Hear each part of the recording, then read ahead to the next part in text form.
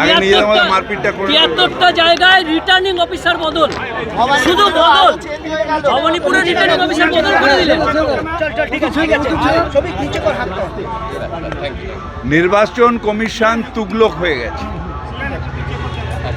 ভাবছে officer change করে, chief secretary change করে, সিপি চেঞ্জ করে, রিটার্নিং অফিসার চেঞ্জ করে বিজেপিকে জেতাবে। ও জানে না যে নিজে এসে প্রার্থী হলেও জিরো পাবে। ওর এখন ক্ষমতা আছে, রিটার্নিং অফিসার চেঞ্জ করছে, হুঙ্কার দিচ্ছে, মানুষকে লাইনে দাঁড় করিয়েছে, প্রায় 200 মানুষকে হত্যা করেছে, যারা লাইনে দাঁড়িয়ে মারা গেছে, বিএলও মারা গেছে, অত্যাচার চলছে, কোর্ট নীরব। মাঝরাতে লিস্ট বেরোলো, ঠিক মাঝরাতে যেরকম বদলের অর্ডার, মাঝরাতে লিস্ট বেরোচ্ছে। শুধু লিস্ট বেরোচ্ছে না, তার মধ্যে কিচ্ছু নেই, বিভ্রান্তকর লিস্ট।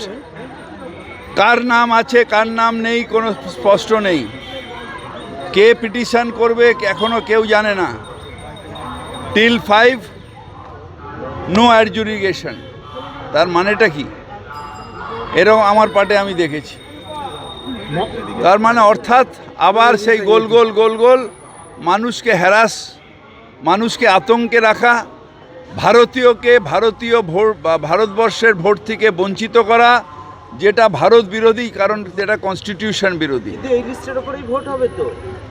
আরে ভোট হলে হবে, ভোট হলেও মানুষ আমাদেরই ভোট দেবে, বিজেপিকে ভোট দেবে না। যারা মানুষকে হত্যা করেছে, যাদের চক্রান্তে ইলেকশন কমিশন লাইনে দাঁড় করিয়েছে, যাদের এত হ্যারাস করেছে, তারা কি সব ভুলে যাবে?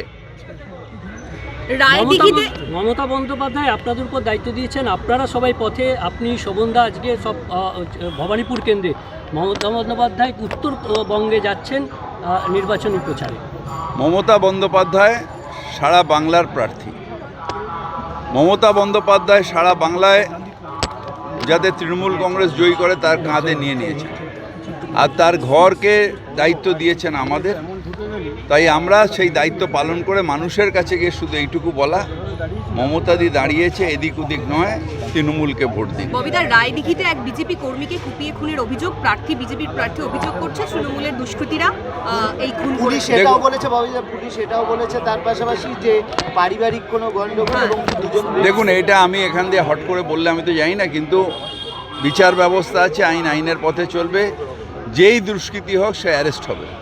বাড়ি বাড়ি যাচ্ছেন, কি বলছেন? খুব মানুষ পজিটিভ, এই তো দেখলেন, আপনারাও ছিলেন, দাদা আবার এসছেন এই কষ্ট করে, কেউ হাসছে বা আমাদের বলতে হবে এরকম বলছেন। মানুষ খুব পজিটিভ আছেন, কারণ সারা বছর তো আমি এখানে আমি 25 বছরের কাউন্সিলর, সারা বছর মানুষের সাথে আমাদের যোগাযোগ থাকে, হাসি মুখে আমাদের সম্বর্ধনা দিচ্ছেন, অভ্যর্থনা দিচ্ছেন, এবং আমি বিশ্বাসী যে মমতা ব্যানার্জিকে একটা বিপুল মার্জিনে আমরা এখান থেকে জেতাবো। 60,000-এর টার্গেট বাড়বে, বেশি হবে।